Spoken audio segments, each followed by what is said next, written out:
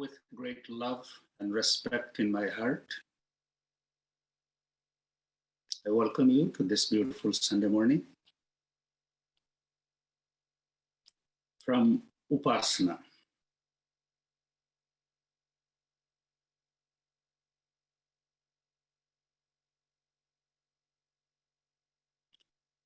We have been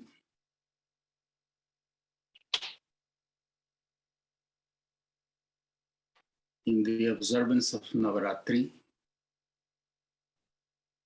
coming out of silence of 7-8 days. It feels a little different to be speaking again.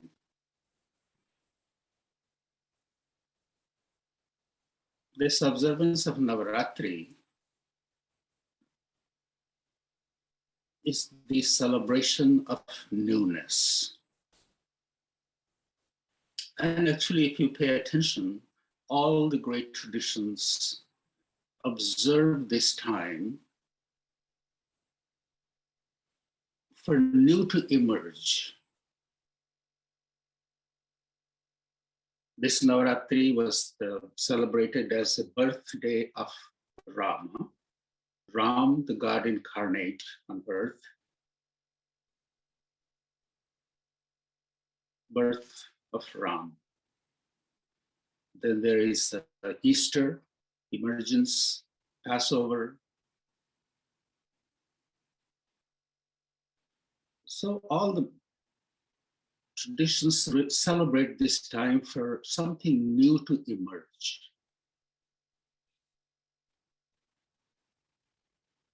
There is a change in the season. There is the energy of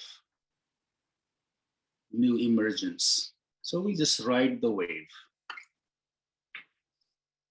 How do we observe Navaratri? Or how do we bring the newness?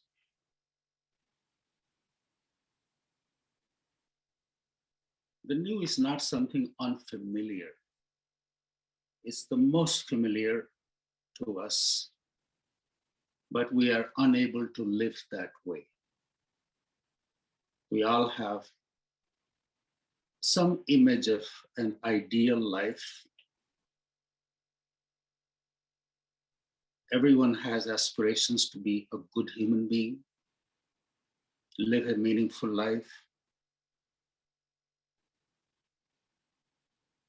So we have that idea, but we are not able to live fully that way. Why? It's because of our fascination or habit with what is familiar. And everything that is familiar, the knowledge or the habit, is acquired through the senses. We have some idea how to live, but there is a fear in the background. Oh, will I be able to do that? Or it will be very uncomfortable. Well, if we are just caught up in that, then it becomes very difficult to transcend our self-created limitations. So Navaratri observance was really all about transcendence of our limitations, so we could emerge, we could step into the newness. How? By moderating our senses. Eat less, speak less, see less, hear less, be more introverted, engage less.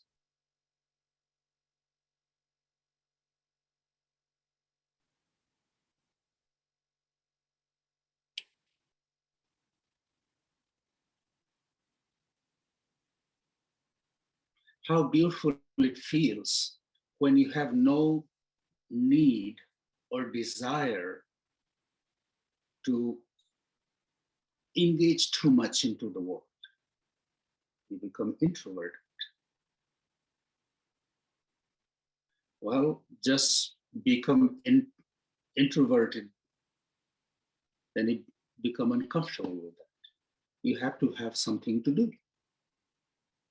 So during Navaratri, we take on a long number of jap, a repetition of our mantra that we accomplish. That takes determination. And it is the determination that the power of determination is required for transcendence, going beyond our self-created limitations.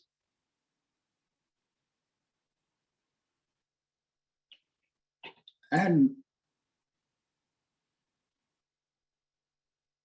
just determination is not enough without having trust or faith into something higher.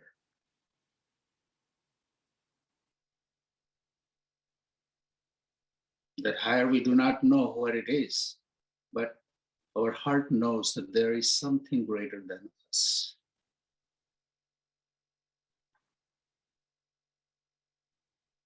We have a feeling that there is something greater. And we need support of that presence.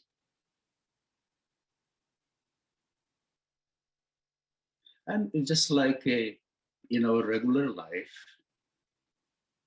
even first you're going to college, you got a professor who is going to give you marks. Just pleasing the professor is not enough. You have to do your work too. And sometimes you can do your work, but if your professor is not pleased, you may not get as good grades.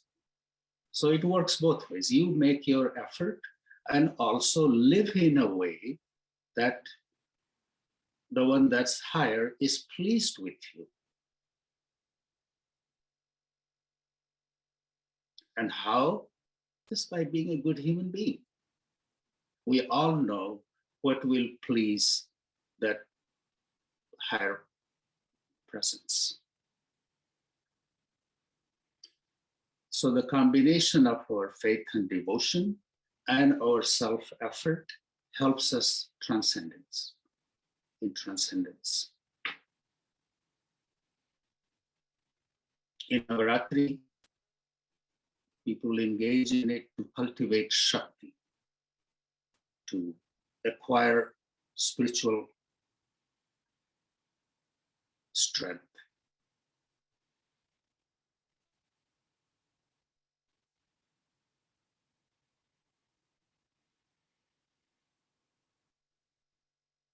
It requires work. Sometimes we like to just continue to live the way we want, but we live with this desire for a change, and it doesn't work. Self-effort is very important. Self-effort helped with devotion to something higher, and there is a little trace of fear in there too. A little trace of fear of losing the grace of the one that's I'm thinking of to be higher.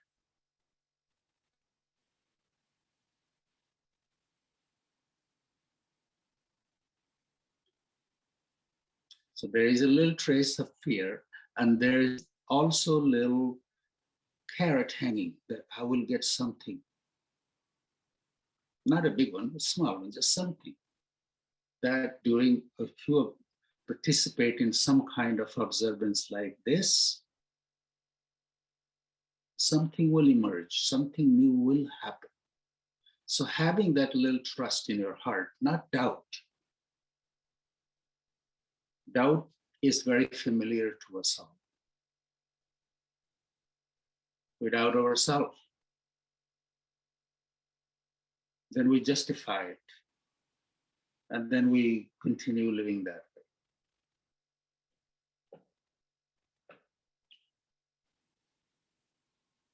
This Navratri was very special, and we've just come out of it. And before I say anything, I would like to extend my blessings blessings of Abhoreshwar, blessings of the Divine Mother for your well-being. May you stay with your loved ones in good health, abundance, and wisdom.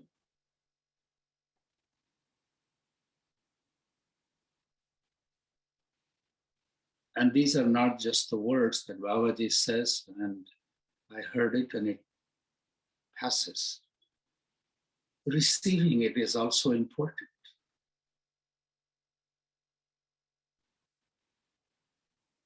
In order to receive, there has to be a little humility in our heart.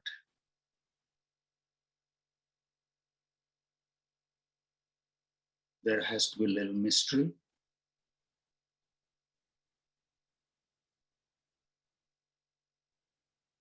Also knowing that you are held in the grace of the Guru, in the grace of the lineage, in the grace of the divine power. Having this kind of heart and mind helps us from becoming totally helpless and pushed in a corner. We make effort, but we also have this little thing in the back, feeling that I'm protected, I'm blessed. So together with your loved ones, may you enjoy good health, abundance, and wisdom in the time ahead. And have a little inspiration for life. Where are we going? What am I doing with my life? How do I spend my time? What do I do every day to move towards my ideal?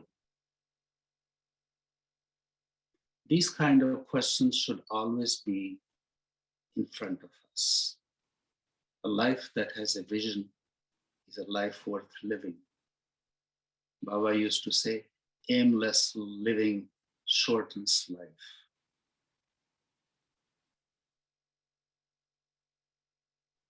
We have to have an aim, a goal.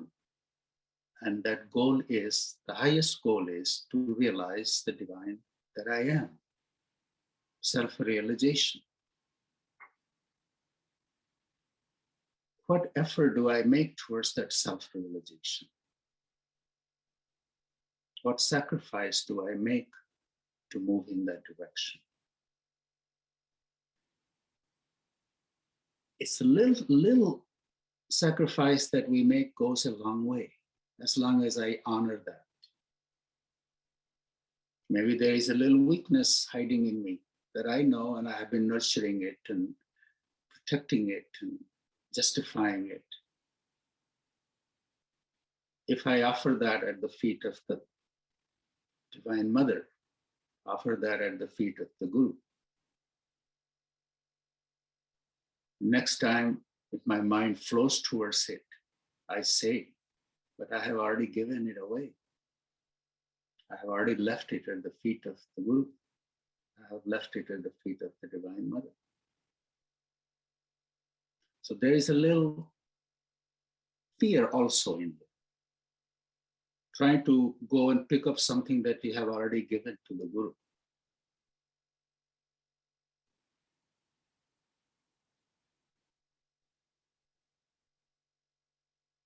I hope I'm making it clear what is going on in my heart. Is the devotion is very pure, and it's only you know how much you are devoted.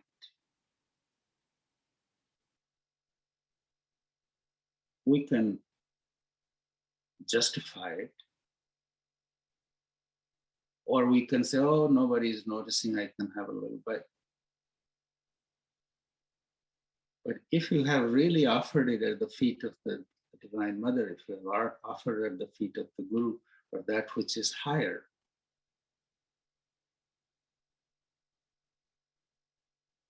It's not yours to pick it up again. So during Navaratri, this kind of sentiment was very helpful.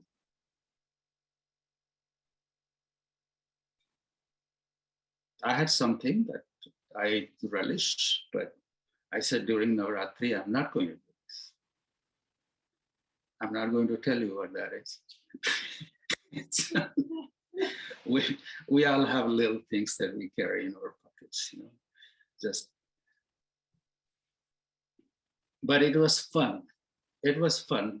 When the desire rose for this, I would just stop and just played with that. So I made it into a play.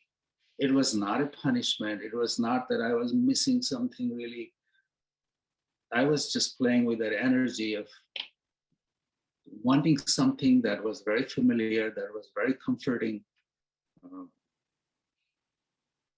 Not having it, it was a beautiful experience. Yes, everybody's fasting and everybody's in silence, and you're held by the group energy and chanting and prayers, and those things go on. But your little habits that you think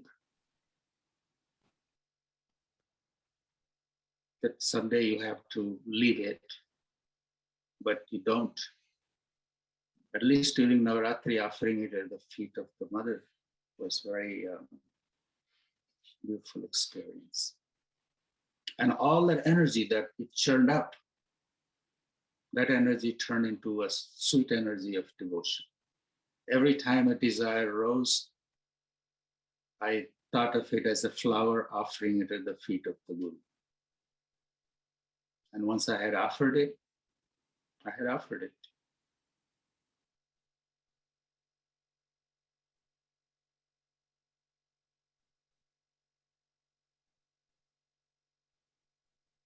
So in India, this Navratri is about Ram's birth. Ram is an ideal human being. As I said, God incarnate on earth. Ram is looked upon as an ideal human being. If living our normal life, if there is some questions, how should I look at it? What is my dharma? What should I do?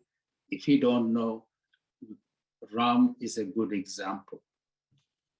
And the story of Ram is mentioned in Ramayana. And it's a beautiful epic. Someday, if you have time or desire, you can look at it. The story of Ram. Ram was ideal brother, ideal son, ideal husband, ideal friend, also an ideal opponent. Battles that he fought, but even in the battlefield, he did not lose his grace. He did not abandon his dharma.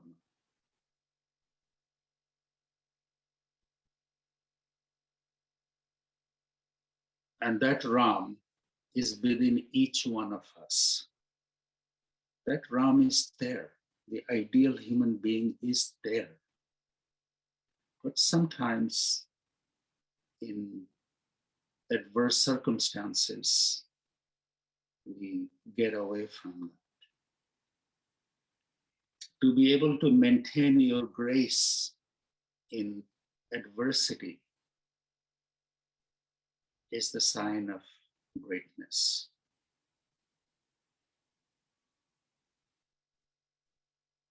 Someone can come and insult you. Immediate reaction is insult them back. Tooth for tooth, an eye for an eye. But the higher than that is how to avoid that conflict. And if it doesn't, then you get in the conflict. Ram did. he had to go and slay Ravana. He tried all different ways, but didn't. So no matter what the situation is, we do not lose our grace. And that in itself is honoring the divine that I am.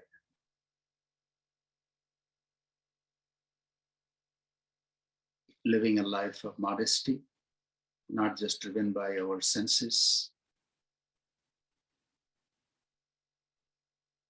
It's something we can make a play without feeling as a victim.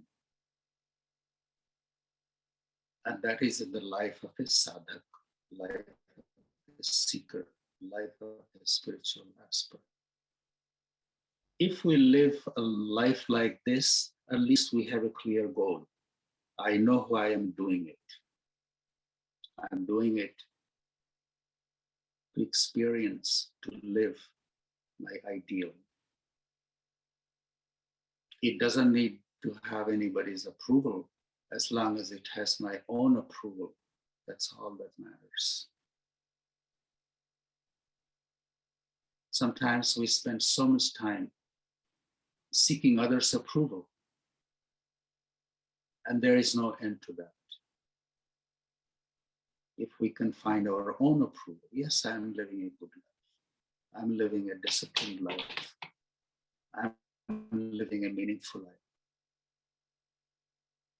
Curbing the desires. I'm not saying totally eliminate them. Pay attention to them. How much we are driven by our desires and our hunger of the senses. Curbing that a little bit. Having a little time to be peaceful.